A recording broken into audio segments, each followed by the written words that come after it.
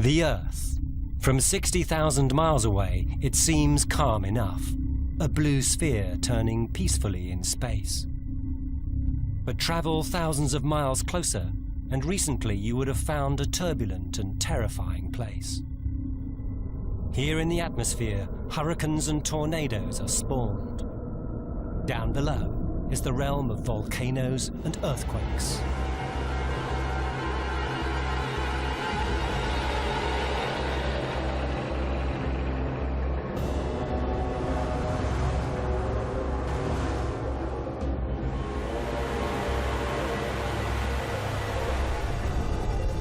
From last Boxing Day until now, this has been the most disastrous year on record, with hundreds of billions of pounds of losses and more than 500,000 deaths. There have been 3 massive earthquakes. It's been the hottest year on record, and the stormiest. Scientists were amazed by the long count of catastrophes. It's been an unusual year. It looks like things are getting worse and worse. It's been an incredible year. People on every continent were affected in some way by the year's disasters. And with video and phone cameras, the devastation was captured by professionals and amateurs alike.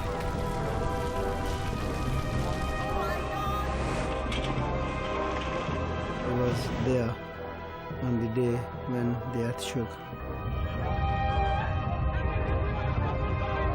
It's horrible to see home look like a war zone. This is an act of nature. For the last 12 months, the world's leading scientists and climatologists have tried to make sense of what happened. The big question is, was 2005 an unlucky year? Or are there fundamental changes in the way our planet behaves? Are this year's disasters a terrifying glimpse into the future?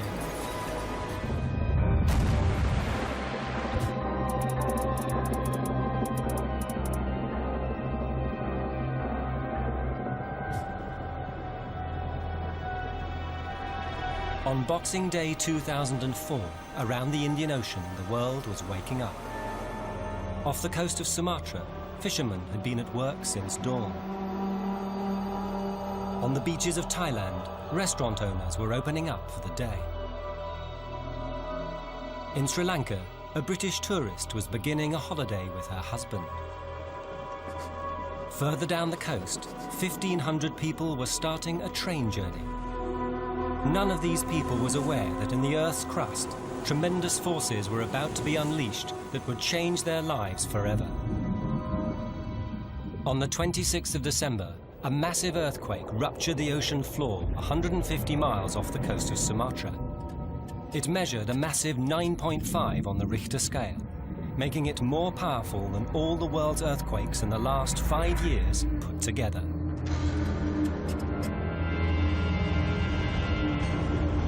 Closest to the epicenter was Banda Aceh on the island of Sumatra.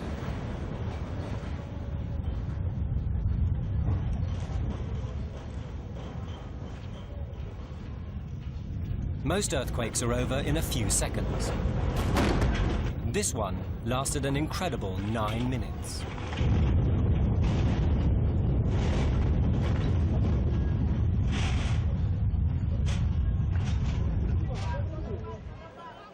All over the city, buildings collapsed. Thousands were killed instantly. But this was only the beginning. There was much worse to come.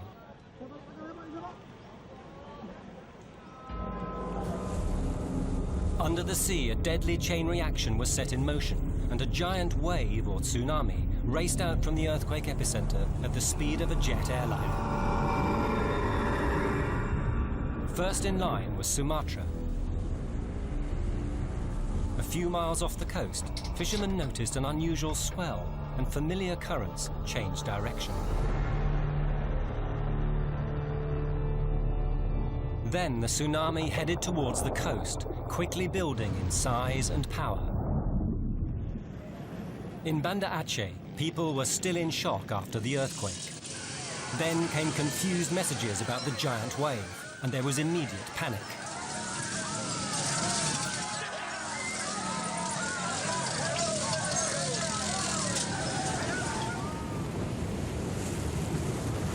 Minutes after the earthquake, the tsunami wave swept into the city, bringing with it a lethal cargo of debris.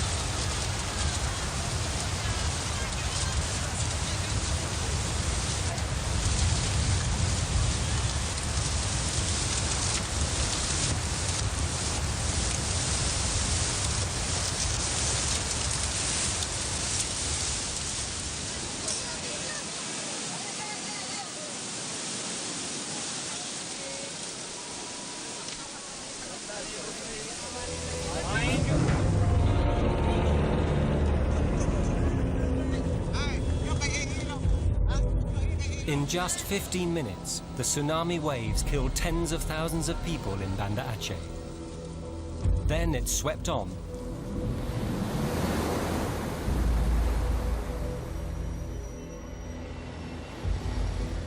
In Thailand on Boxing Day morning, beaches were stirring into life. No one was aware of the catastrophe in Banda Aceh, and no warning had been issued about the approaching tsunami.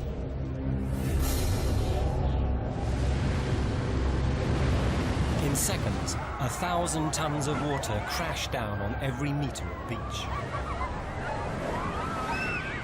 Then the tsunami raced inland, picking up debris and people as it went. Tom Travers and Richard Anthony own a restaurant in Kamala. They were having breakfast when they saw the tsunami racing towards them. And probably went from about 300 metres out to the break wall here in less than a minute. And then came round sort of under the restaurant, took out the whole beach, went onto the road just a little bit, and then took out our lower deck. The entire bay was just littered with umbrellas, beach chairs. For about 150, 200 meters out, everything was just cloudy. And I just thought, wow, something very serious has happened. Grab it, quick. When the wave receded, Tom and Richard assumed that the worst was over. They couldn't have been more wrong. Coming again! Coming again! Big one. Back up!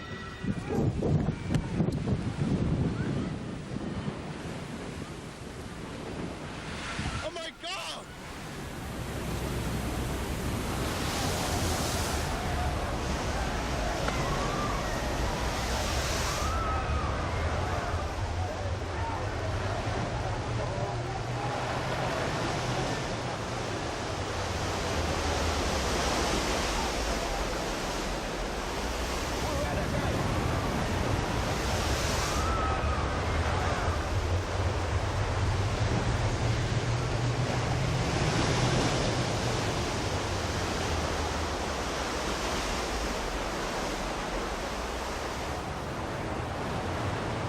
Almost out of nowhere, it was like a class 4, class 5 rapids just started moving up, like freestanding waves coming right towards us with a bigger wall behind it. And that's when everyone just started screaming, like, run.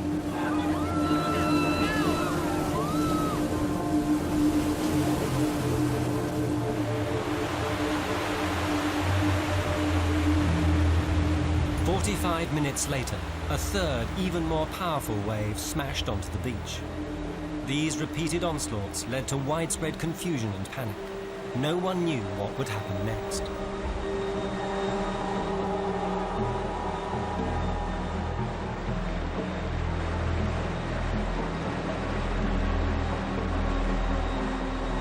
Couldn't see the road. Half the temple was underwater, and just horrendous sounds of crunching and breaking and smashing. It was a really sick feeling, just knowing anybody that would have been on the ground level, gone. I mean, just swept away. Hopefully they floated to higher ground or something, but anybody who was in shops would have been in serious trouble. Finally, the last wave retreated, sucking debris and people out to sea.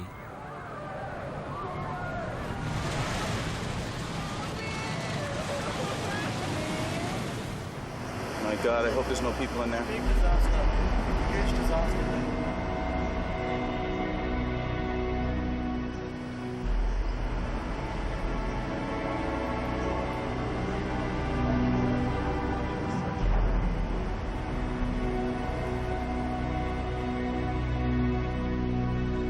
In Thailand on Boxing Day, 5,000 people from 57 countries were killed by the tsunami. 3,000 are still missing, presumed dead. The tsunami hadn't finished yet. At about the same time it hit Thailand, it swept in towards Sri Lanka.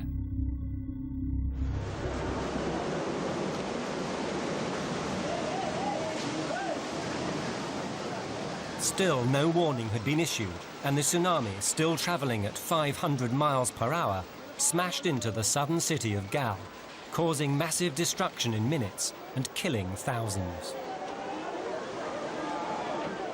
The other side of Sri Lanka should have been more sheltered from the tsunami, but the waves twisted round the tip of the island and then headed straight for the coast south of Colombo. This is where Brenda Castle and her husband Jeff were staying at a holiday resort by the beach. That morning, Brenda was in the hotel basement talking to her tour rep when the wave hit. There was this terrible noise. It was just like a roar. And there was this wall of black water coming down the staircase. You don't think anything because you haven't got a clue what it is. You can't think what it is. At the same time, 3 floors above, Jeff was calmly videotaping the retreating wave. We don't know what happened, but suddenly the ocean came up and we have a tidal wave. And what used to be our hotel is now a lake. Jeff was blissfully unaware that in the hotel basement, his wife was fighting for her life. Then there was that moment when I thought I was going to die. You just get on with thinking about how to stay above the water level and just keep doing that, really. Things were hitting me. At the last moment, Brenda's tour rep suddenly reappeared. And he climbed in and held me up out of the water and said, "Don't worry, because I will get you out of here. I will get you out." Ironically enough, sunshine-wise, it was the best day we'd had. Brenda was lucky, but in Sri Lanka, many thousands of others were not. As she recovered at her hotel, the tsunami was about to cause the worst train disaster in history. The Queen of the South plies the picturesque route between Colombo and Gal, and the railway is never far from the sea. On Boxing Day, English tourist Shenth Ravindra was crammed among 1,500 other passengers. I heard the water, and it just came like this. I didn't see a wave as such. It just sort of came like a flood.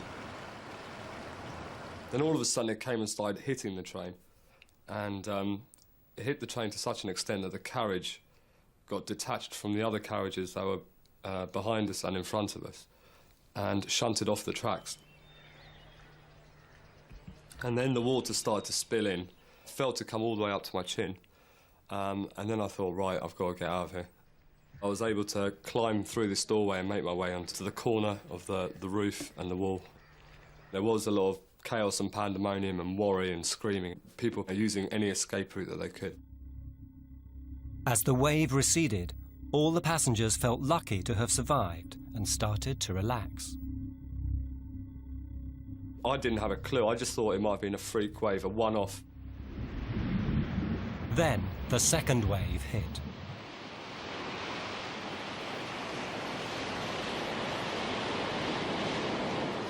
All I could see was a wall of water that took up about 80 to 85% of the horizon, and the sky was blocked. The second wave completely engulfed the train, But miraculously, Shenth's carriage stayed upright. Luckily, it just pushed the carriage quite neatly along to the point where it wedged against the house. Shenth jumped to safety, but most of the other passengers were not as fortunate. And I could see like people still in the train that were obviously dead. As the train disappeared beneath the water, 1,500 people were drowned.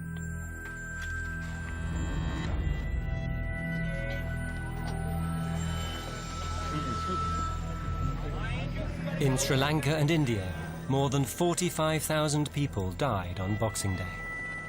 After Banda Aceh, this was the worst affected region of the Indian Ocean. 4 hours after the earthquake, the tsunami sped on, heading for the east coast of Africa.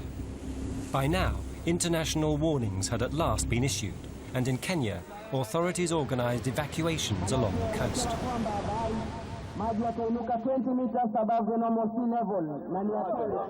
As a result, there was just a single fatality.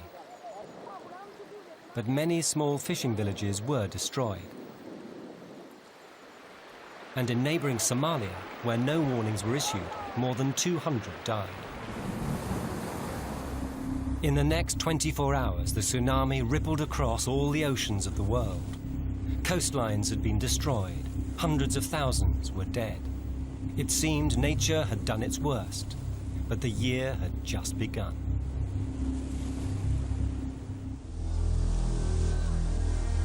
The Boxing Day tsunami was the worst natural disaster for 500 years. Scientists rushed to find out what had happened and why the wave had been so destructive. Phil Cummins of Geoscience Australia has been studying tsunamis in the Indian Ocean for more than a decade. He realized immediately that the culprit was a massive geological structure in the Earth's crust.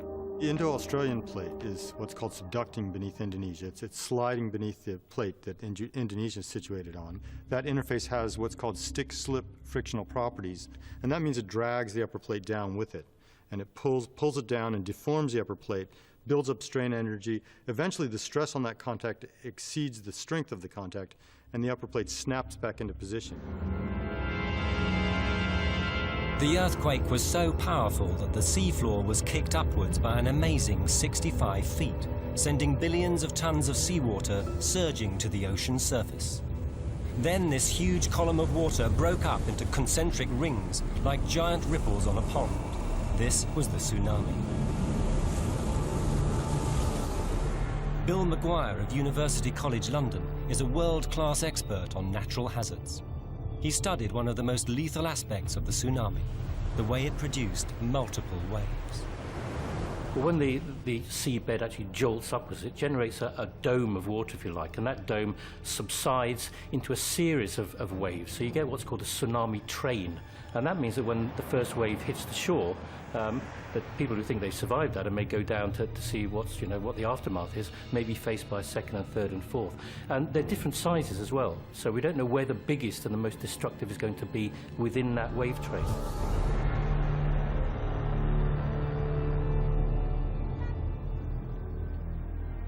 On Boxing Day, wave after wave had pounded Banda Aceh. The result, almost complete destruction.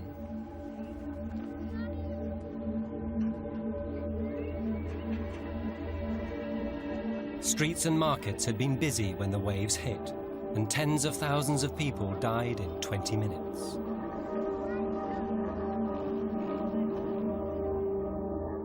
Satellite images taken before and after the impact showed the extent of the devastation.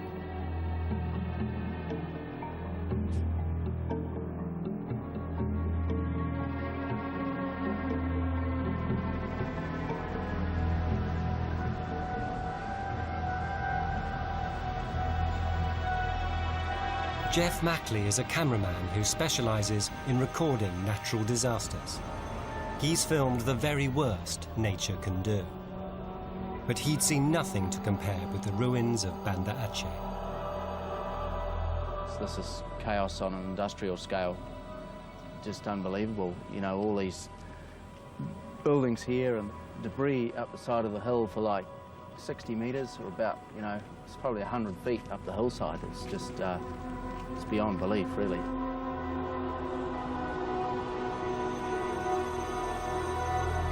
Even people who lived away from the coast were not safe from the killer wave. This man's house was a mile from the sea. After earthquake, people see in the sea have water, wave. And how big? How high? Yang ketiga ya lebih tinggi.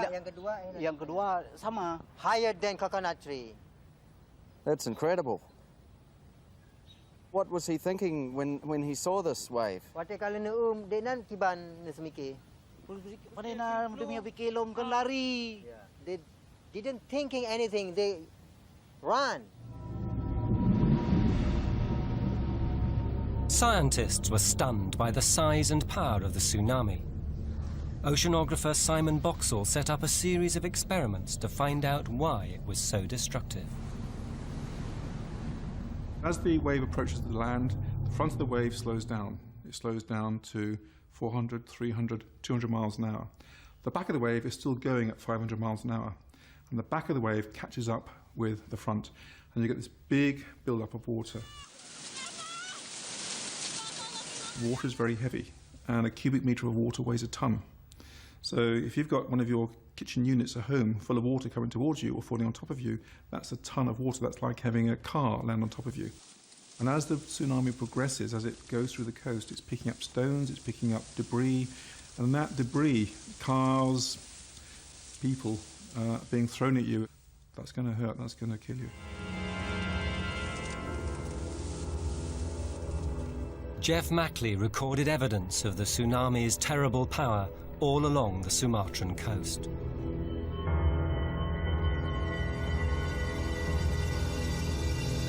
This is what's left of the Banda Aceh cement works and the wharf area. The ship being totally trashed there. Here we've got these huge big sections of breakwater, and they've just been sheared off and thrown over here like rag dolls. And these pieces here must weigh hundreds of tons, and it just defies belief, really.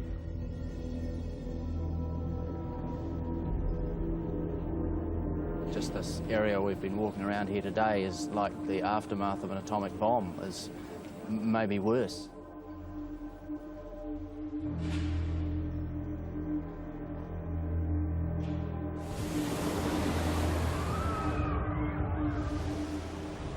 The Boxing Day tsunami was one of the worst catastrophes in history. It killed nearly 500,000 people and destroyed entire cities. It led to mass starvation and epidemics. The tsunami's destructive power was magnified because it took everyone by surprise, including scientists. In retrospect, the scientific community should have been aware these massive earthquakes do occur off Sumatra, and probably a little more emphasis should have been focused on the Indian Ocean, where it's documented that massive earthquakes occur. The tsunami was a stark demonstration of the precariousness of our coexistence with nature.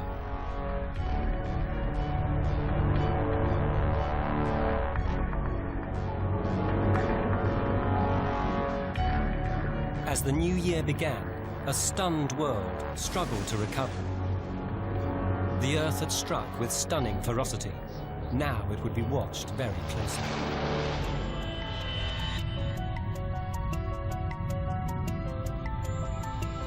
In January, an eruption on Mount St. Helens, one of the most feared volcanoes in the world, led to a flurry of nervous reports. But this time, it was a false alarm. The volcano soon quietened down.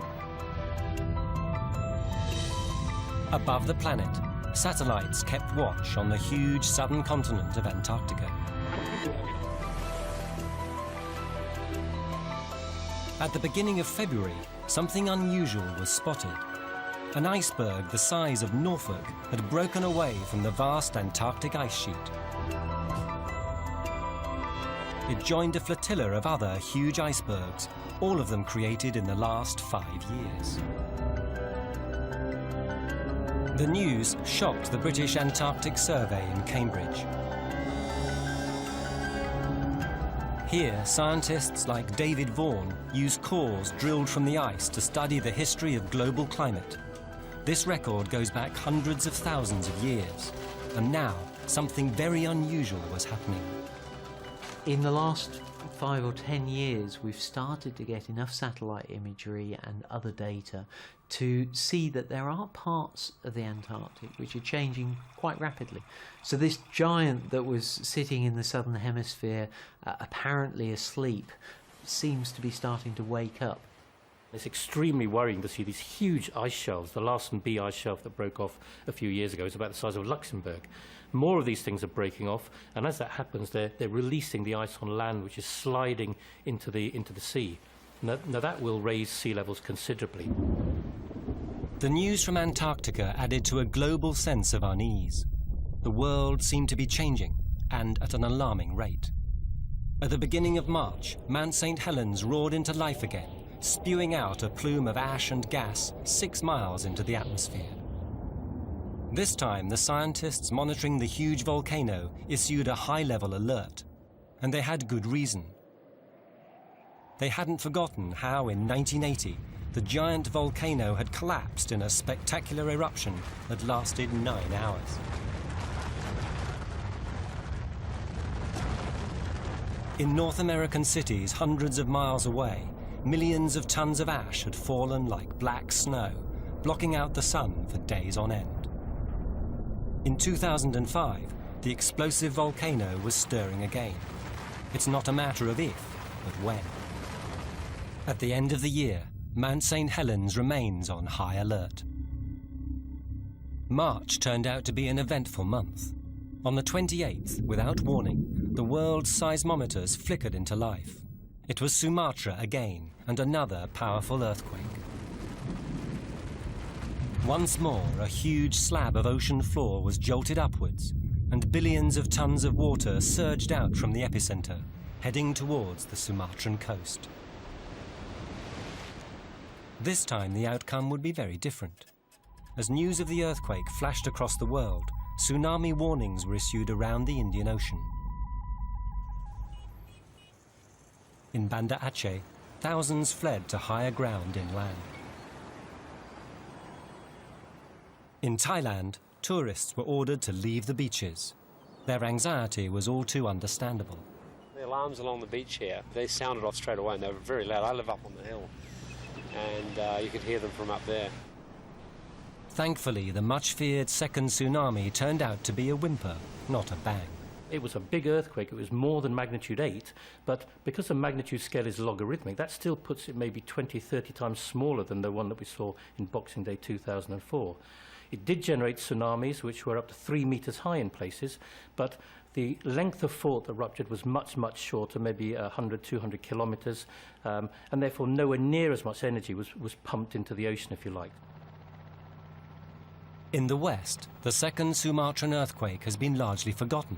But on the island of Nias, which was close to the epicenter, 1,000 people were killed and hundreds of others were injured.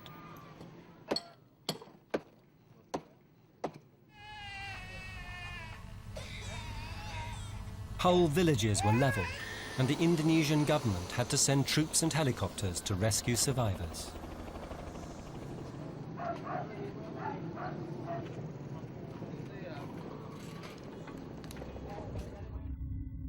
After this second earthquake, countries surrounding the Indian Ocean breathed a sigh of relief. But scientists monitoring the Sumatra earthquake zone were even more worried. If the earthquake is occurring along a join between two tectonic plates, a subduction zone in this case, which extends for thousands of kilometers, you may get several ruptures occurring in turn. It's like the subduction zone unzipping, if you like, bit by bit. If another big earthquake is on the way, this island may tell scientists when. It's called Similu, and it's right on top of the fault line. The earthquakes lifted these corals an astounding 20 feet out of the water. For geologist Kerry C., Similu has become an earthquake laboratory. Simalu is really extraordinary because you see, as you fly around or as you boat around, you see this brand new ribbon of dry, dead reef, this brown-white ribbon of coral reef. And beaches are now high and dry, and the waves are now breaking hundreds of meters further out. All of that happened on the order of 10 to 30 seconds. Simalu does more than show the power of the earthquakes. It's an early warning station. Sea has measured the stresses in the fault line beneath the island, and they are still building up. Another earthquake seems inevitable. We tell people now along the coast that they should expect that within the lives of their small children there will be a giant earthquake.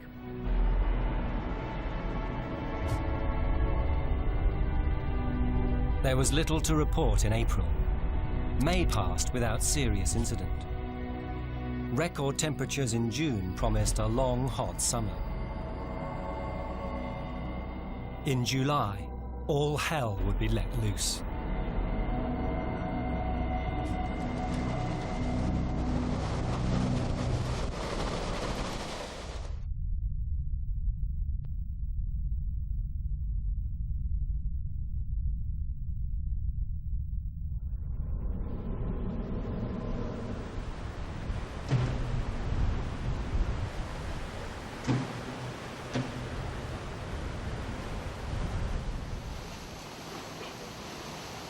At the beginning of July, the first hurricanes hit the Florida coast, and they were early. Hurricanes Dennis and then Emily turned out to be record breakers, the strongest storms ever to form before August. For seasoned hurricane watchers like storm chaser Mike Tice, the early arrival of such powerful storms was ominous. A rough season almost certainly lay ahead. My hurricane season started with Hurricane Dennis. I chased it up in the Florida Panhandle, and that was early July, and that's pretty rare for early July, and that was kind of a sign of things to come. 2005 would turn out to be the busiest year that any of the storm chasers had ever witnessed. It wasn't just the Atlantic that was brewing up. By the middle of July, freak weather was being reported from the other side of the world.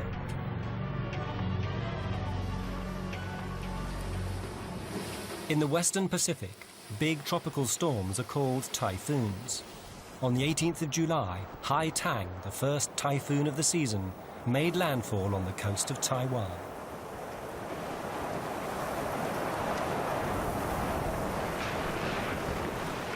Like Dennis in the Atlantic, Hai Tang was early, and its enormous power took the Taiwanese by surprise. As wind speeds reached above 150 miles per hour, it had to be reclassified as a super typhoon.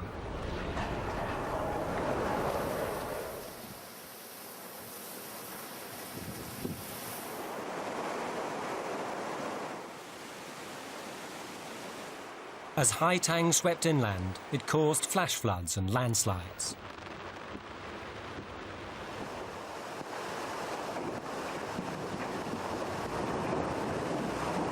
Even though this was a super typhoon, the Taiwanese were well prepared, and there were only a few casualties.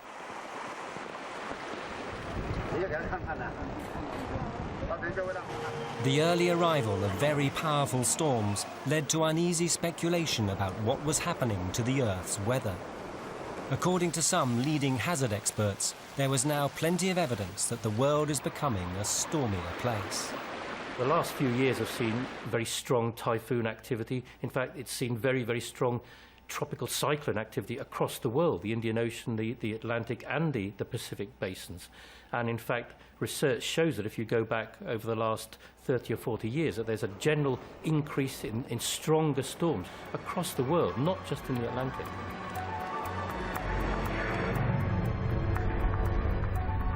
In the same month of July, in the skies over the Bay of Bengal, something equally unusual was taking place.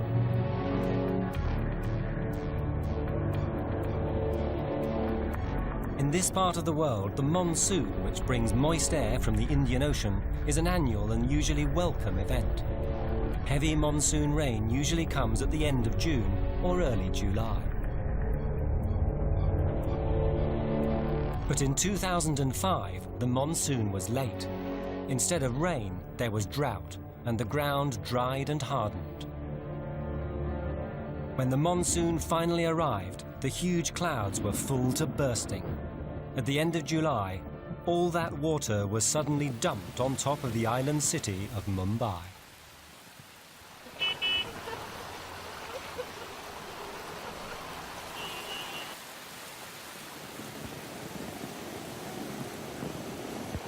In the case of the Bay of Bengal, the extreme flooding occurred as a result of incredible downpours over a 24-hour period. In a 24-hour period, they saw 1 metre, nearly 1 metre of water descending.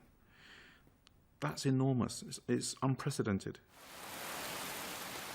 That downpour not only was enormous, but it fell on dry, parched ground, which couldn't absorb the water. And so the water basically flowed into the cities and into the towns. This was the worst downpour ever recorded in India, and it brought Mumbai to its knees. Water levels rose fast, and many were drowned in their cars. Dead animals and raw sewage led to an outbreak of disease. Hundreds were hospitalized.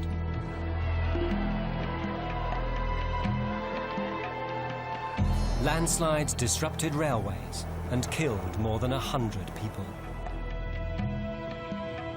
In the countryside, an entire harvest was lost.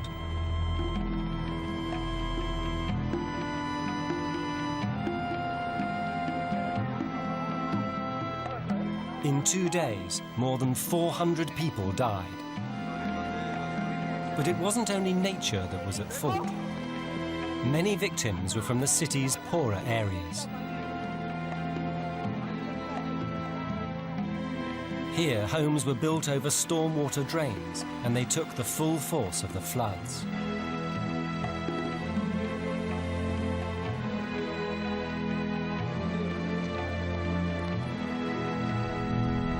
Just 2 days after the Mumbai floods, the Earth's weather sprang another surprise. And this time, it was in a surprising place, the English Midlands. You hear, oh my God! You hear that noise? Oh, there, you can see it! It's almost fire. 2005 was the year of the Birmingham tornado. On the morning of July the 28th, the Met Office, Britain's official weather forecaster, predicted thundery showers, no mention of a tornado. We could indicate severe thunderstorm activity, but we're unlikely to predict tornadoes themselves. But someone did suspect that something strange was brewing. Stuart Robinson is a weather fanatic and a member of Toro, the UK's tornado research organisation. His home is a mini Met Office. Most mornings I check the weather maps to see what the day will bring. That morning, as Robinson went over the meteorological data, he noticed a worrying development. It looks like London, Heathrow's 24, in fact the whole of south central England is warming up now under the sun. I recall on the day of the Birmingham tornado, looking at the weather maps that morning, we could see that the situation had in fact become much worse, and that the chances of tornadic thunderstorms occurring were highly likely. The Met Office had the same information, but only Toro took action. They issued a warning on their website. As far as I'm aware, we're the only group who issued a weather warning for tornadoes on that day. Although weather prediction even a few hours ahead is difficult, that day Toro had got it right. The residents of a Birmingham suburb were about to have their world turned upside down. On Ladypool Road, everything that happened would be recorded on this CCTV camera. It looks down on Uncle's home stores. It was a pretty normal day, normal Thursday afternoon, just doing our bits and bobs around the shop, stocking the items out. It was a little bit dull. We had a bit of rain in the morning. We were told that, yes, it was going to be windy, quite blustery showers, but I think no one expected what we saw. At 2:30 p.m, the weather took a sudden turn for the worse. Above the city, the clouds began to spin. The clouds have started to move very erratically. It was like as if you've actually fast-forwarded a videotape. Then the swirling vortex headed downwards towards the crowded streets below. We have outside display, a couple of our items start to fly away. Our canopies have started to just fly up and down really, really strongly. You know, they start to rip.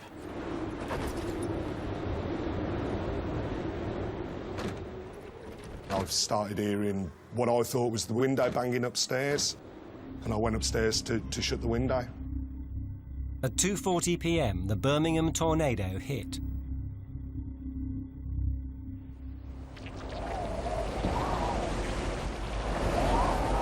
Local residents captured images on mobile phones.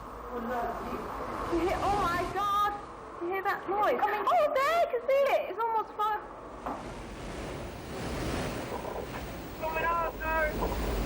Looked over over a couple of houses and you could see a full-blown tornado. Loads of rubbish in the air, bits of trees. Just unbelievable. Like, never seen nothing before like it in my life. The eye of the storm headed northeast across the neighbourhood of Sparkbrook, following the line of Ladypool Road. It was very wide. It was covering the span of the, the actual diameter, the span of it was covering buildings. You could see a big black funnel, then just like a black cloud of debris. I've just started seeing all the leaves off the trees in the park, literally just shredding off the branches.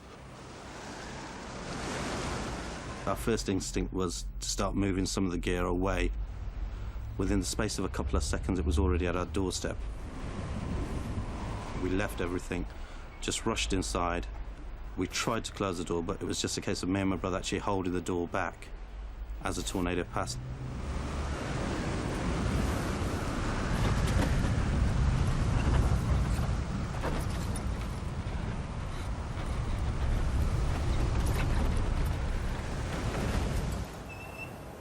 In a nearby park, the tornado caught a television news crew by surprise. The cameraman was knocked to the ground but kept on filming. He was only 100 metres from the vortex of the storm, and it was heading straight for Martin Jones in Birchwood Road. I was stood in the stairwell at the top of the stairs. And then as I'm standing there,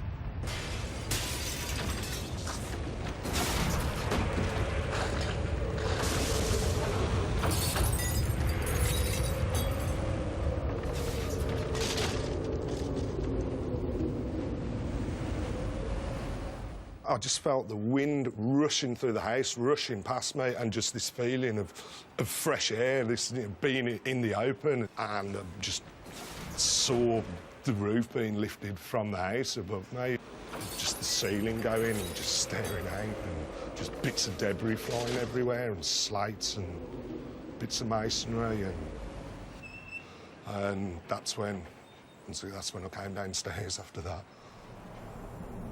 And then, as suddenly as it had arrived, the Birmingham tornado left the neighbourhood. It was very warm. The clouds were, the sky was clear. Clouds were no longer to be seen. The birds started to chirp again. It was just very weird. Just going out was just devastation. It was like, you wait for someone to say, cut. It's not a film, it was real.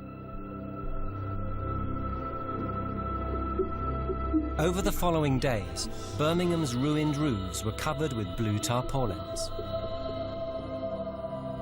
From the air, they showed clearly how the tornado had cut a swathe of destruction 500 yards wide and 7 miles long. As stunned Birmingham residents began to rebuild their homes, an expert flew in from America to make sense of it all. For Tim Marshall, tornadoes are a speciality. What I do is hunt down tornadoes. I've seen over 175 tornadoes in the last 26 years. Marshall's unrivaled knowledge of tornadoes, one of the deadliest forces of nature, comes from years spent in America's Tornado Alley. Here, tornadoes with winds up to 300 miles per hour can rip apart anything that lies in their path.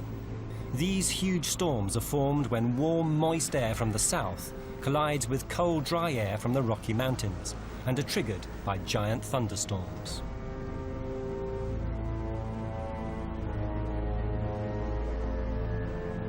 Homes and even city blocks have been annihilated, and hundreds of lives are lost every year. The Birmingham tornado had been spawned in the same way as its American cousins. Warm air moving up from the south had collided with a cold front from the north, where thunderstorms were forming over Birmingham. These ingredients all came together, and the result was a swirling vortex of wind and rain. In Birmingham, Marshall would use the Fujita scale to assess the tornado. At the bottom of the scale, an F0 can smash chimneys and TV aerials, while a top-of-the-range F5 can rip entire buildings apart. It's dark and we have rain wrapping around it. Very difficult to see exactly what's going on, so people need to just duck and stay low here. On the streets of Birmingham, Marshall had to work like a detective, using the physical evidence the tornado left behind. What I'm trying to figure out is how this car ended up in this position here. And what I see on the hood here is a line of bricks. And I believe that what happened is this car actually rolled across this wall and tumbled across into this position here, striking the wall in between. Well, knowing what the wind tunnel studies have shown on cars, I believe it takes about 100-mile-an-hour wind. And we know that Ladypool Road here was actually in the core of the tornado, winds out of the southeast, which is actually the strongest side of the tornado. There were several roofs off buildings, or cars moved, lots of trees down. Based on what I've seen here, the Birmingham tornado would be F2 on the Fujita scale. An F2 is low on the scale, but in a British city, the tornado is unprecedented. In a matter of minutes, 1,000 houses were damaged, 112 roofs ripped off, and 90 cars smashed and mangled.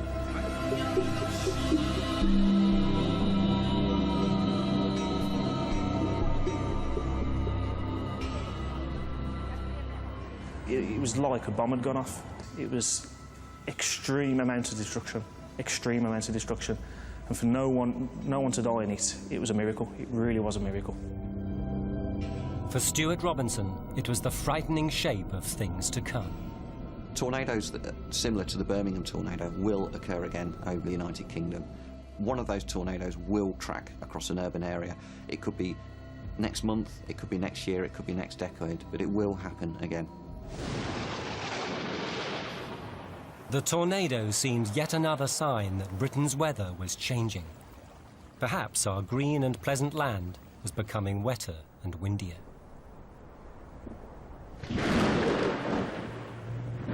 But at the end of July, it would be our European neighbours who suffered even worse extremes.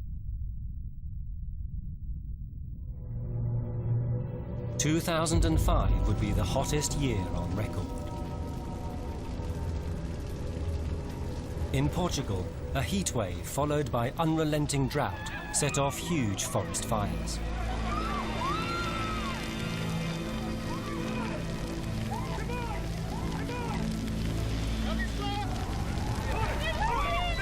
Hundreds of thousands of acres of forest and farmland were destroyed by out-of-control infernos. 15 people died.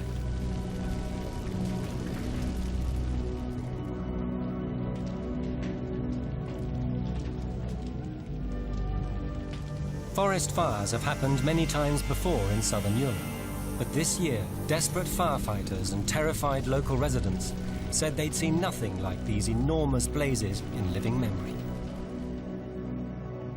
From high above the planet, satellites revealed the vast extent of the fires. They appear as glowing red beads scattered right across Portugal.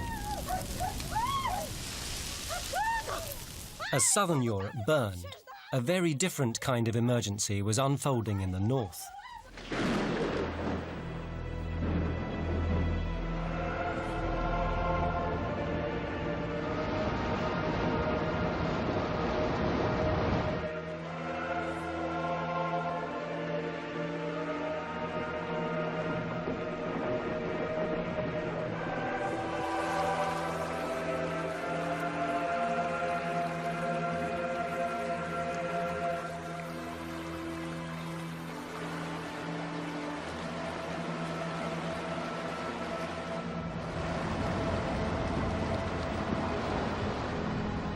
At the end of August, torrential rain fell over enormous areas of Central Europe.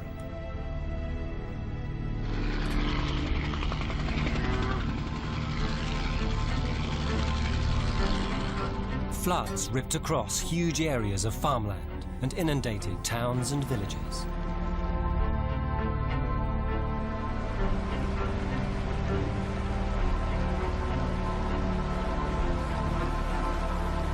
Many thousands had to be rescued and evacuated.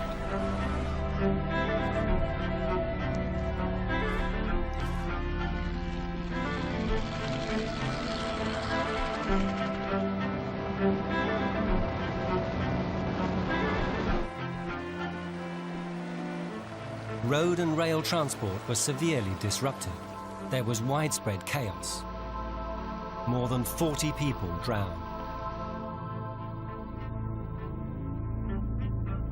Like the fires in Portugal, summer flooding has happened before, but in 2005 it was unusually severe.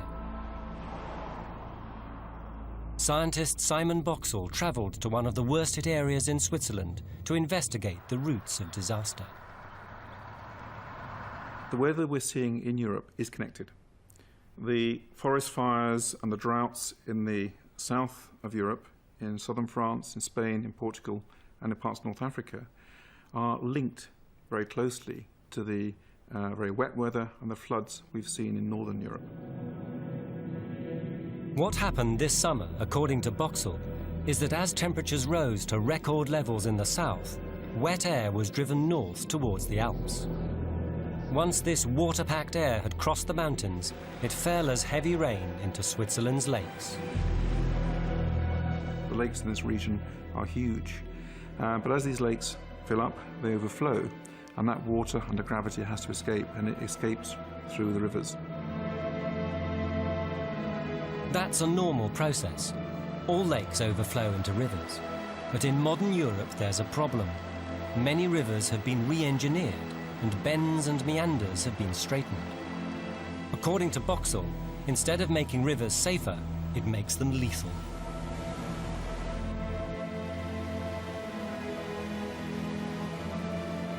Bear in mind, this water has incredible power.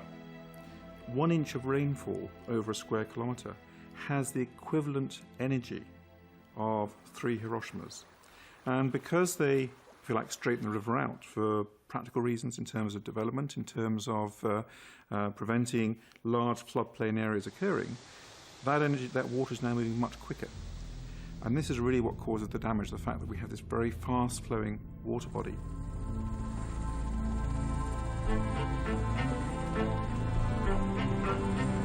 One of the cities worst hit by the flooding was the Swiss capital Bern, which sits beside the river Aare. At the end of July, the river surged to a critical level, and floodwater rushed into the old city district of Matt. For this little area, it was worse than ever before. I was working on that Monday morning and looked outside on the river and saw slowly there would be cars, and so you see the water's coming, and I just thought, oh well, people slowly should put their cars away. Then around 11 o'clock to its noon, they told me, you have to leave the house. Within 2 hours it reached a height of 2 meters higher water, you know. So a lot of businesses were really badly damaged.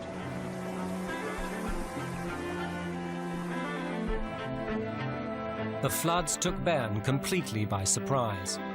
Swiss emergency services were stretched to the limit, rescuing stranded citizens. Floodwaters took another 2 weeks to recede. 4 months after the flood, Simon Boxall came to Bern to find out what had gone wrong. By now, the Swiss had efficiently tidied away most signs of the catastrophe that had overwhelmed their city. Only some discreet new plastering showed how high the water had reached. But for Boxall, the vital evidence was plain to see. A short distance upstream, the river Aare has been extensively straightened. So the summer's heavy rain turned the river into a battering ram. Like a tsunami, the torrent of water picked up trees and debris which blocked Bern's already overloaded water drainage systems. Eventually the water has nowhere to escape to, and the only place it can escape is over the side of the banks. And that's why we saw the low-lying areas of the old city of Bern filling with water.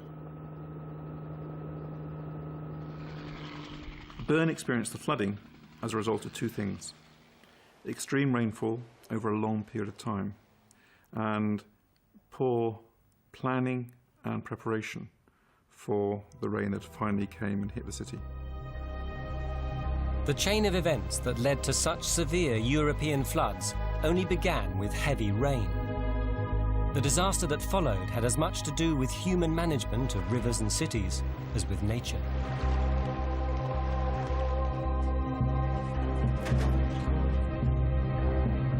This pattern was to be repeated on a much more catastrophic scale on the other side of the Atlantic.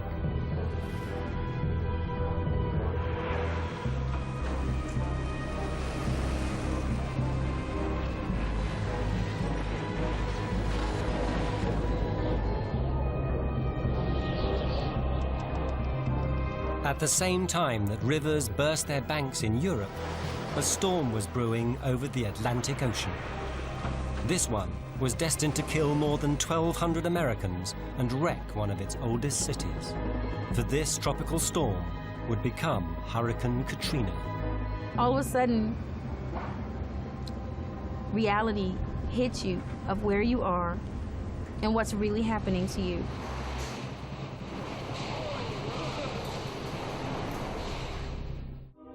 By the summer, the year had seen the worst natural disaster for 500 years, record-breaking temperatures and freak weather in many parts of the world. Then in August came the most destructive storm in American history. On August the 24th, the National Hurricane Center in Florida scrambled its Hurricane Hunter aircraft.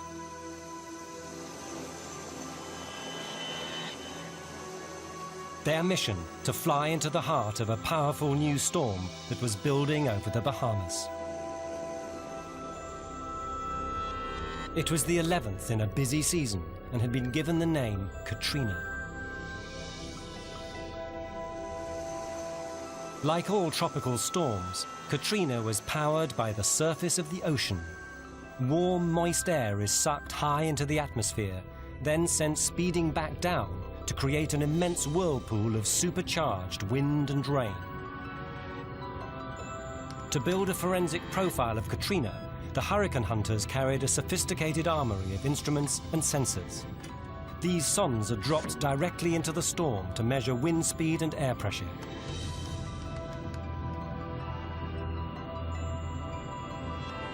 The hunters approached their quarry at 41,000 feet. Cameras recorded what they saw.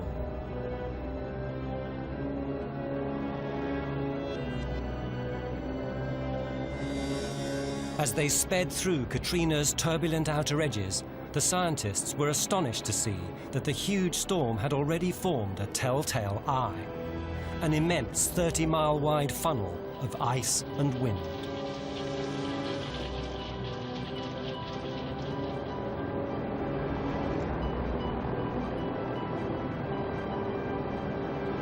As the streams of data were being fed back to supercomputers at the Hurricane Center in Florida, Katrina's wind speeds topped the critical limit of 74 miles per hour.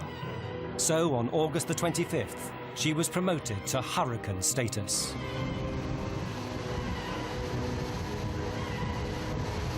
Hours later, Katrina hit the Florida coast as a Category 1 hurricane. The storm chasers were there to greet her. The eye wall is here. As you can see, the winds are very strong. The sand is blowing. This is getting really intense. It's blinding sand. You can't see anything.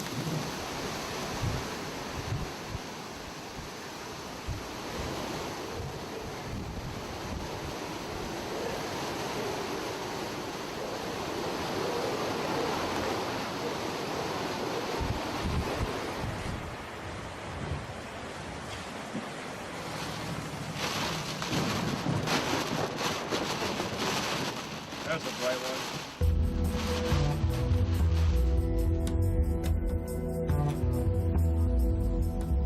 Across Florida, Katrina caused extensive flooding. But over land, she was deprived of the energy of the ocean and began to power down.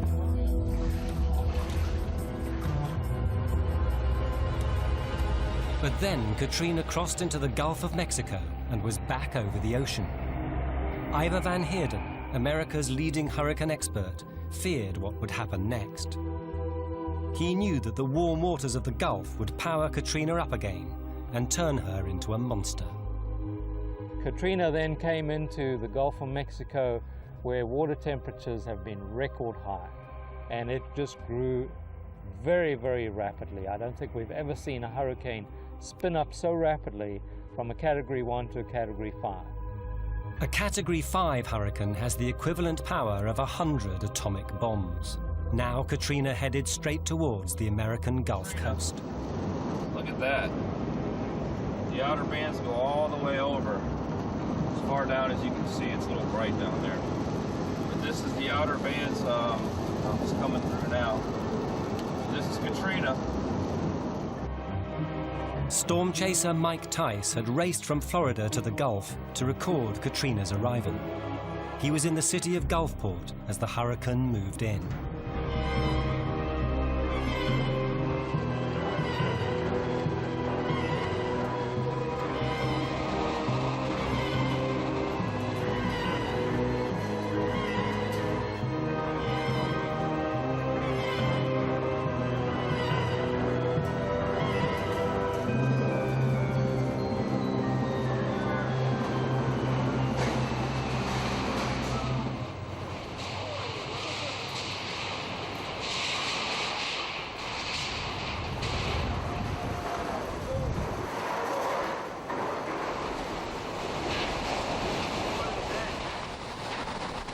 Hurricanes pack a double punch. They bring severe winds, but their most deadly ingredient is water. 90% of hurricane deaths are drownings. What happens is that the hurricane presses down onto the surface of the ocean, forcing the water to rise like an unnaturally high and violent tide. It's called the storm surge. It comes in swells. It's like it almost looks gentle, like these rolling kind of waves that come in. And then when that rolling wave comes in, then the next one builds on top of that, and it just keeps going higher and higher like that. Tice was at a Gulfport motel when the storm surge hit. Waves more than 20 feet high rushed inland.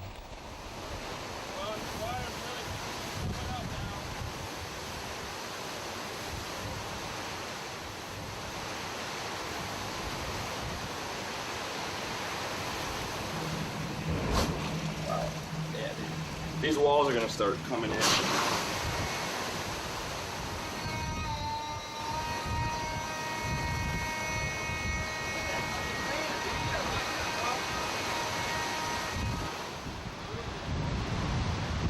This lady was in one of the first floor rooms, and I had alerted these Navy guys to it, and she would have passed away if we wouldn't have saved her, because she was trapped in her room already. She couldn't open the door because of the weight of the water.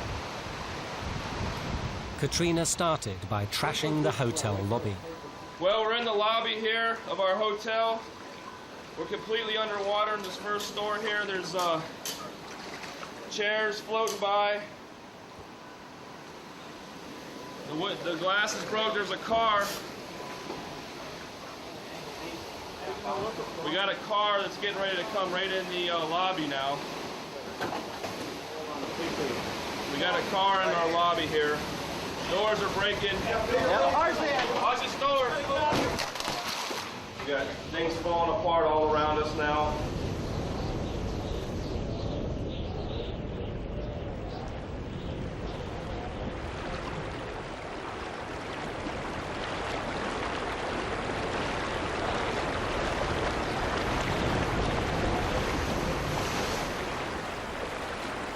Katrina's storm surge was so powerful, it turned the storm chasers into the quarry.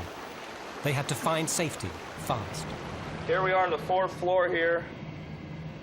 The roof collapsed on this building below me. See, the roof broke off. The surge is dramatically risen here. This is just incredibly dramatic. This is Mother Nature at her worst right here.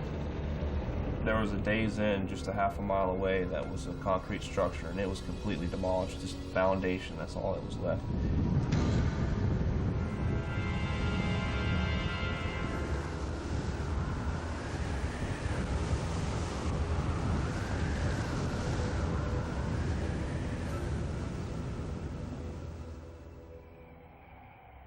The scientists plotting Katrina's path had feared that she would score a direct and devastating hit on the city of New Orleans.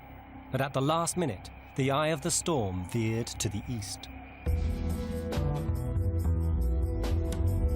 Even so, there was no escaping Katrina's enormous power, for New Orleans turned out to be uniquely vulnerable. Sergeant Billy Gamillion was one of the first federal officers on the spot when Katrina struck. He knew the city and its weaknesses well. New Orleans is entirely surrounded by water, and the city is 12 to 16 feet below sea level, depending upon where you are. So basically, New Orleans is a big bowl. Running straight into the bowl is a ship canal. As Katrina swept past, it was turned into a storm surge superhighway, channeling water with missile-like speed into barriers called levees. They were supposed to protect the city. Everybody believed those levees would hold. They broke, and that's why we had the flooding. As the levees were breached, floodwater surged into the low-lying eastern districts of New Orleans. This is where Africa Brumfeld lived with her family. Their house was 12 feet below sea level, and for Africa, the collapse of the levees had swift and disastrous consequences.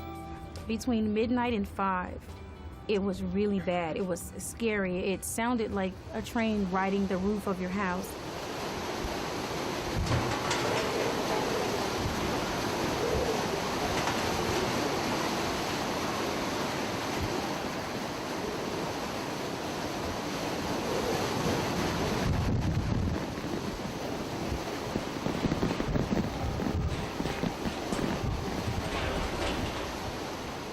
Around 5 a.m., the electricity went off, and the house was shaking. It sounded like the walls were trying to just fall apart, and it was a scary feeling, and I started to feel like I was in a coffin.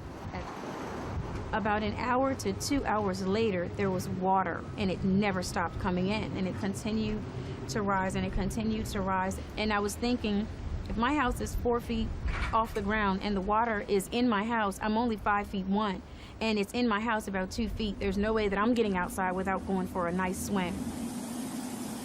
The water itself was black, so you couldn't even see through it when it was daylight. And when the sun started to rise a little at 6, it was still too dark to leave, so we had to stay in the house as the water is continuing to rise. Finally, when a little light came through, we grabbed air mattresses and pots because we needed something to paddle with. And we got in the water and we started to paddle on the air mattresses with the pots.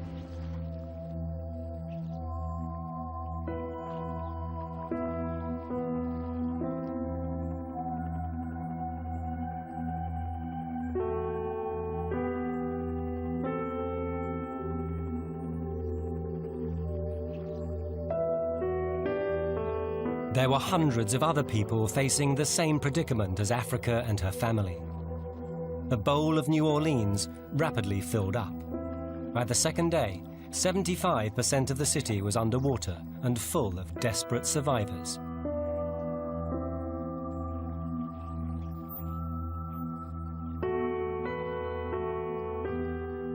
Altogether, more than 1,300 people died, and hundreds of thousands were made homeless.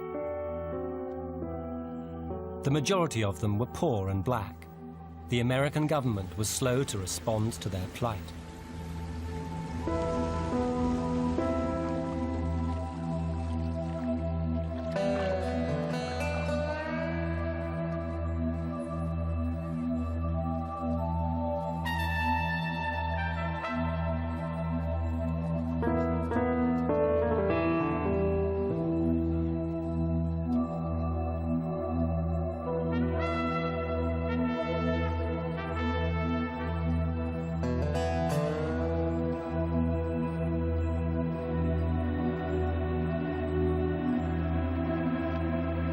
we passed a lady in a hospital bed being pushed on the interstate. And all of a sudden, reality hits you of where you are and what's really happening to you. And this woman went to the hospital so that her life could be saved. And somehow she ended up on an interstate surrounded by a couple of thousand people being pushed with no medical attention anywhere.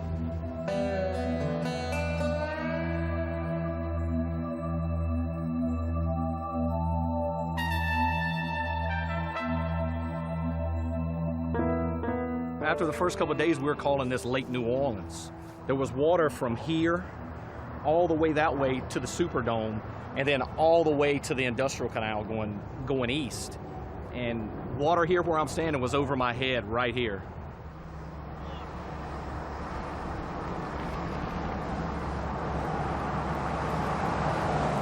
It's a good place for a boat. But that'll show you how far the water got. I mean, this place is still devastated, you know? Look at the scum line. You can see on this truck right here and on these houses how high the water was down here.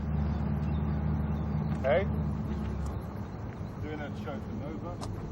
This house right here, there were 47 people in it when we pulled up.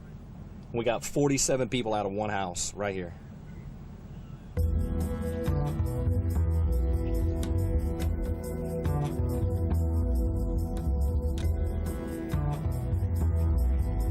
After the flood came fear, and the National Guard was called in.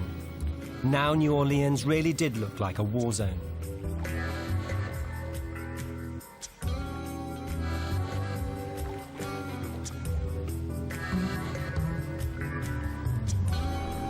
It could have been much worse, for New Orleans escaped the very worst of Katrina's power. The eye of the storm had headed to the east of the city, and that's where the hurricane would prove most destructive. Because a hurricane spins in a counterclockwise direction, its eastern side packs the biggest punch, like a boxer's right hook. Just after 6, on the morning of the 29th, the eastern edge of Katrina's 30-mile-wide eye made landfall in the little town of Waveland. Here, one of the untold stories of the hurricane began to unfold.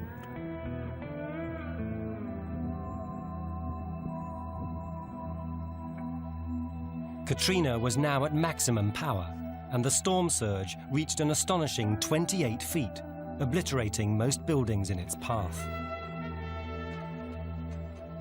Conditions would have been absolutely wild. You know, where we are here, there would have been horrendous waves, howling wind, rain, the surge, and then mixed up in all of this, lots and lots of debris.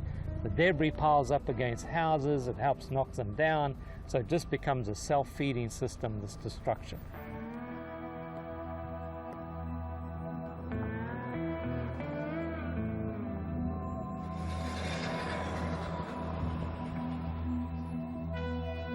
Eyewitnesses to Waveland's destruction were Lisa Monty and her family.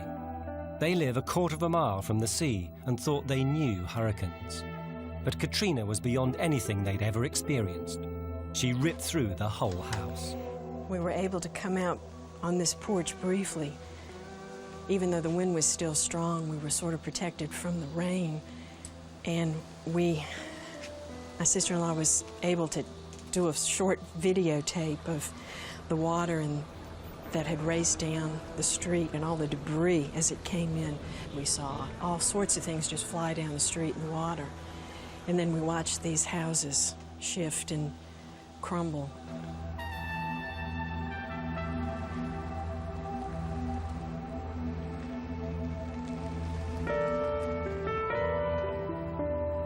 This is the head of Washington Street at the beach. There was a coffee shop over here and public boat launch and beach here. The old movie house was here. That was a store. That was totally destroyed, and along with everything, practically everything on this first block. But we were about 28 feet up here, so you could see how massive the wall of water was that climbed up. and this represents the really destructive waves that pounded this area as we had a surge 20 feet above where I'm standing. So as we move towards this home, you'll notice that the building is completely missing and all this area is just gone. This home, a two-story home, is missing completely. And if you want to find bits and pieces of it, you've got to go back almost half a mile to find the remnants. And if you look over at these trees here, you'll see that the bark is missing off those branches. And what that represents is debris that was in the surge moving past those trees and actually knocking the bark off them. This home was filled with furniture, heavy stuff like fridges, washing machines, stoves, all of that's gone. So as the surge moved through here, it picked up everything and destroyed it. There are other remnants. You can see here there must have been a closet in this area. Over there, a bathroom. Look at the tiles. But everything's gone. All the water pipes, for instance, just sheared off. So this gives you an idea of the destruction. This really looks like more like a site where we've had an atomic bomb go off. After Katrina, the hurricanes kept on coming. Rita became the second Category 5 of the season and cut a swathe of destruction across Texas. The 2005 hurricane season was on its way to becoming a record breaker.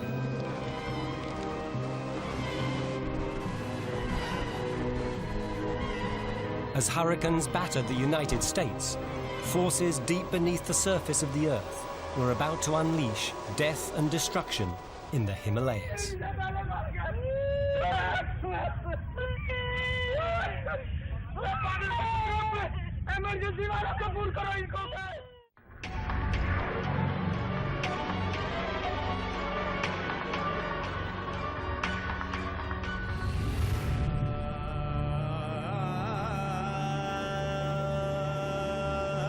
Early on the morning of Saturday, the 8th of October, all over Kashmir in northern Pakistan, streets were busy, markets were opening, schools were filling up. It was the start of a normal day. Then at 10 to 9 local time, a giant fault in the Earth's crust slipped and violently shook the Earth. This mobile phone footage shows the moment the earthquake hit Islamabad, Pakistan's capital city.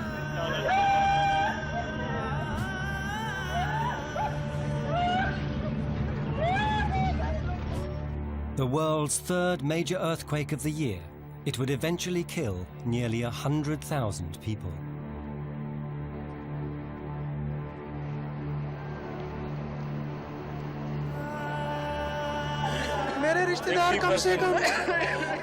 I have at least 10 to 15 relatives missing. At least 10,000 people have died. Maybe even 20,000 or 30,000. 50 miles from the earthquake epicenter, Islamabad got off lightly, but it was a different story close to the fault line. Maqsood Sheikh was at home in the city of Bagh when the earthquake struck. I was there on the day when the earth shook. I felt that the room was shaking. I fell down on the ground, and then I heard a noise which I never heard in my life. It was like the noise was coming from the earth. The stones were flying all over. The dust was coming out from the earth. Everything was like falling down.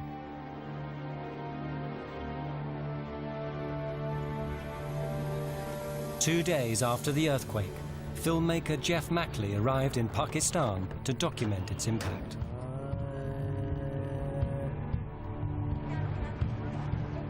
As he made his way north towards the earthquake epicenter, almost every house and business had been smashed to pieces. Roofs had collapsed, often killing entire families inside. The earthquake took place along the Neelam Valley in Kashmir. Here, many towns and villages were almost completely destroyed. One of the worst hit was Balakot. It was only 3 miles from the epicenter.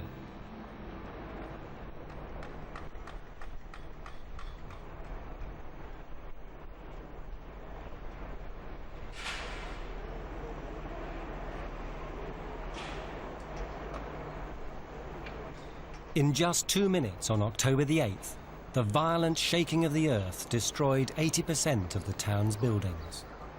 The human cost was immense. I met one woman a couple of days ago.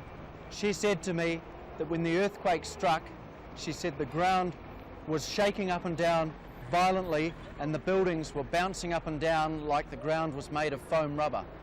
It's really hard to imagine this much destruction happening in a matter of seconds.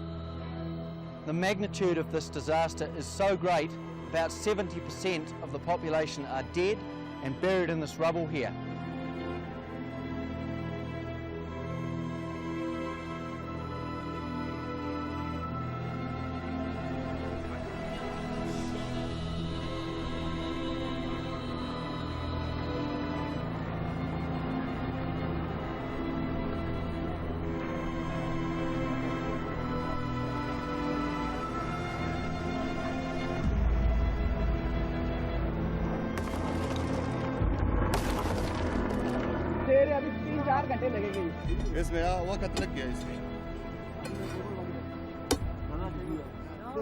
This is a frequent sight. People digging for corpses of their loved ones with their bare hands because there is no machinery available. It's going to take months. There are thousands and thousands of corpses buried under all of the buildings all over this town.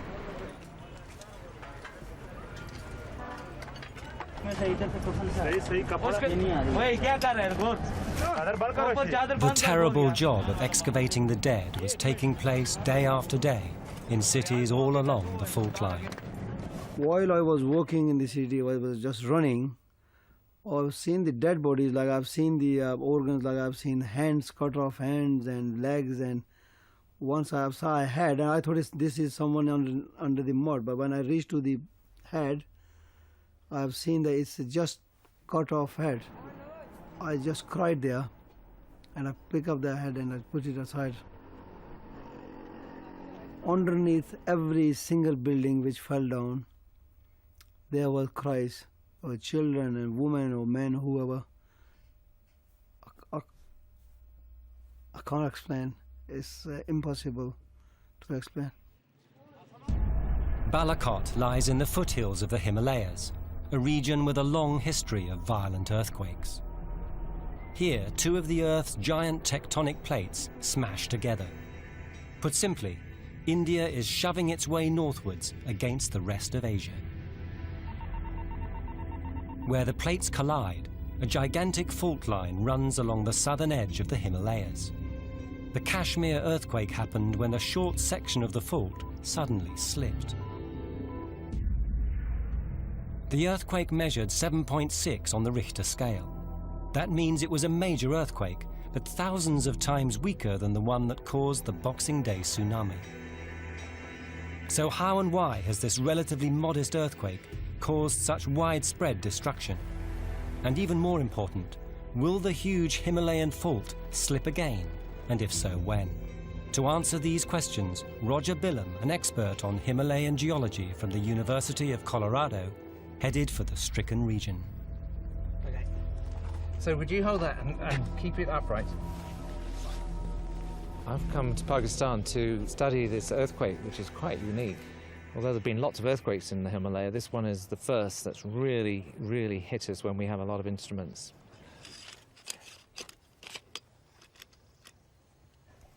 Four years ago, Billam set up a network of monitoring sites in the Himalayas. Each one had its own GPS device, which uses satellites to precisely record its position on the Earth's surface. What we do is we measure the relative positions of these points to millimetre accuracy, and we return usually after a couple of years and remeasure those points to see how much the mountains are being squeezed. And what happens in an earthquake is that squeezing is suddenly released. Not 2 years of it, but 200 or 500 or 1,000 years of squeezing. And their remeasurement will tell us precisely what happened in the earthquake, not just on the surface, but down to depths of 10, 20 miles. Billam's results revealed why a 7.6 earthquake was so destructive. Billions of tons of rock were thrown upwards more than 6 feet in just 3 seconds.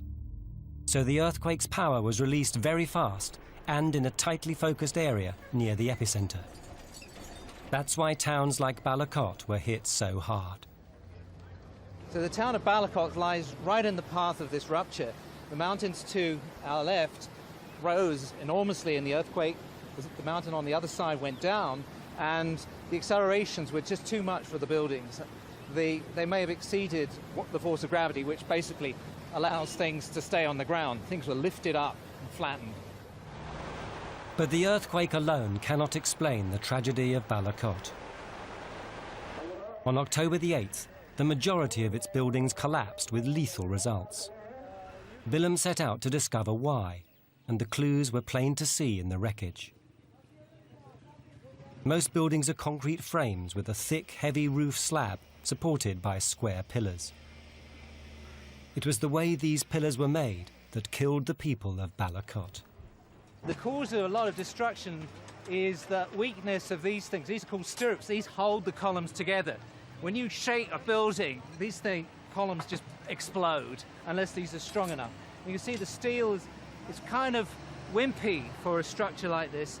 Very heavy roofs. Here's a roof that's just collapsed, pancaked down. You can see that must weigh a couple of tons, this roof, sitting on the top of this column that's now bent in half.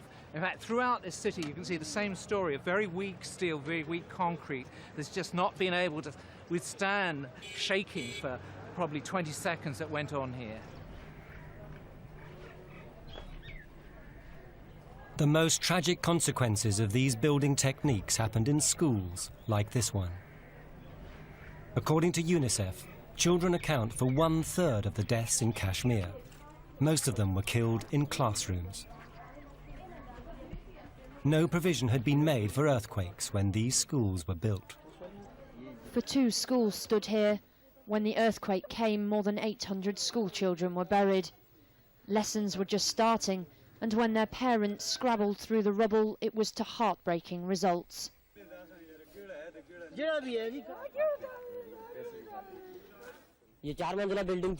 This was a 4-storey building called the Sheed School. There were around 400 students inside when the roof collapsed. I took out 15 to 20 people. Some were dead and some were alive, but I could hear people's voices inside and we had no help. 4 days after the earthquake, the dead children's satchels and books were still lying in the ruined school, a temporary memorial to cruelly abbreviated lives.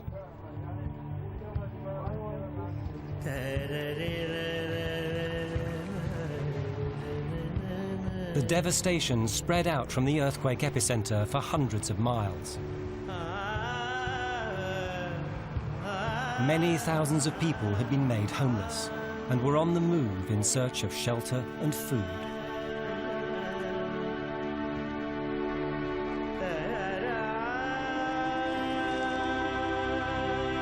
Every one of these journeys in quake-devastated Pakistan was a battle for survival, fraught with danger.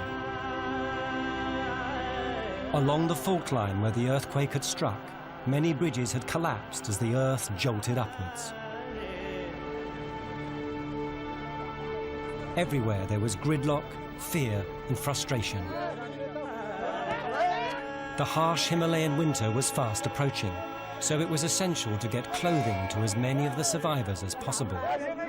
In the immediate aftermath, distribution was often chaotic.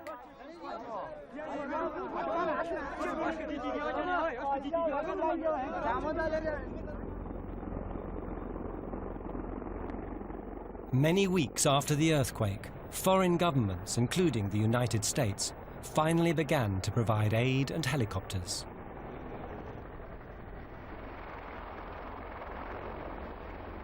Rescue workers were still trying to reach far-flung villages, and the only way was by air.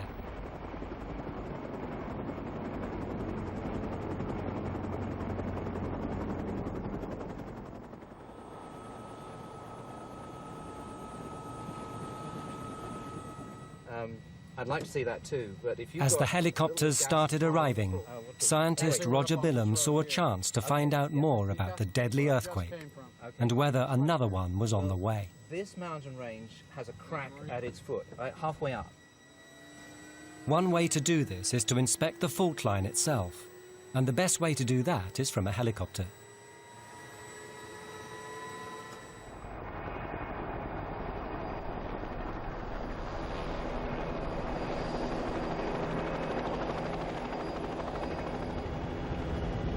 Bilham is hoping that the fault has broken through to the surface. If it is exposed, then it should provide information about the frequency of earthquakes in the region. That might allow scientists to work out whether another one is due, and at least roughly when.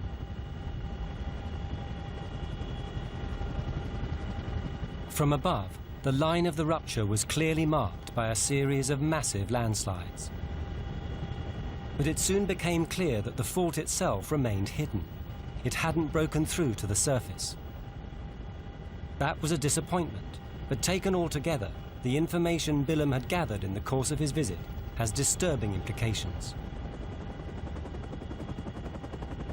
He's worked out that the October earthquake released only a fraction of the energy that has built up in the Himalayas over many centuries. We know there are several earthquakes overdue along the Himalaya, and it's unfortunate that it's almost guaranteed that one of those earthquakes will produce an unprecedented death toll. There's probably 50 million people at risk from an earthquake any day along the Himalaya.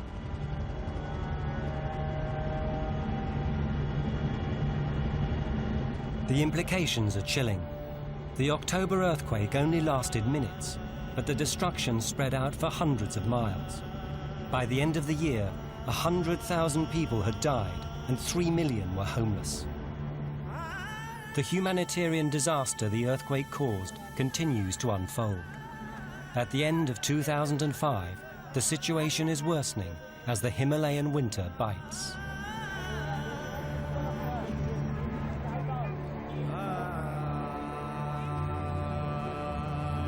In the areas at risk, very few precautions are being taken to protect people from a new earthquake. Houses, schools and other buildings remain death traps. All the evidence suggests that when another earthquake strikes, neither the world nor the region will be ready.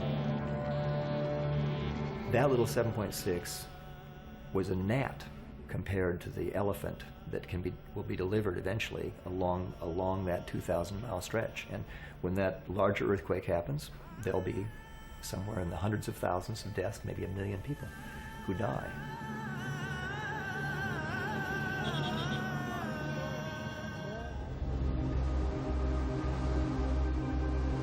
As the end of the year approached, the Earth was still a violent and turbulent place. Through November, hurricanes continued to pound the Gulf Coast. The 2005 season ended at last on December the 8th. It had started early, now it finished later than normal. And the season had been a record breaker, causing $100 billion worth of damage and killing nearly 3,000 people. First of all, we had the earliest hurricanes on record. We had the earliest major hurricane on record. It was a record setter in terms of Katrina. We got that big one that we've been fearing for a number of years that would hit the central Gulf Coast or hit Louisiana. On the other side of the world, the coast that first felt the full force of the Boxing Day tsunami. This is Banda Aceh. A year ago, massive waves smashed into the city and laid waste much of the Aceh province.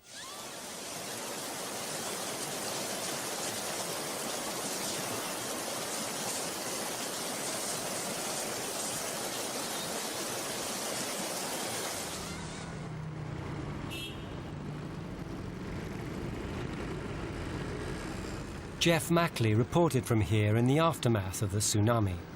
He returned in December to find out what's happened in a year. This is the main street of Banda Aceh, and as you can see, it's your typical Indonesian street scene. But it was very different this time a year ago, when these streets were choked with debris, mud and dead bodies. So there's been a lot of cleaning up done in the last 11 months.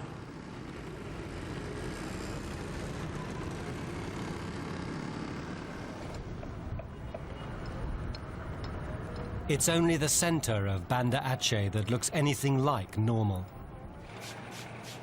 The tsunami destroyed a third of the city, and a year later, rebuilding seems to have had little impact. Till Boxing Day morning, this floating power station was moored in the port. The tsunami picked it up like a toy and hurled it inland 3 miles. So far, it's proved impossible to move.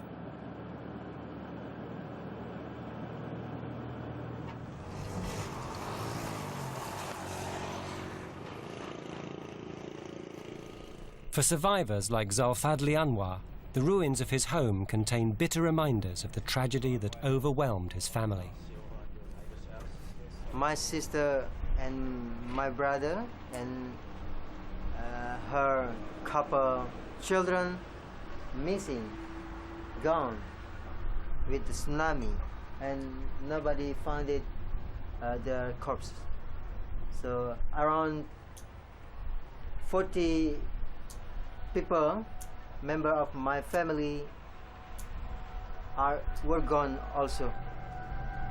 So everybody in your neighborhood are also dead? Around 80% is dead.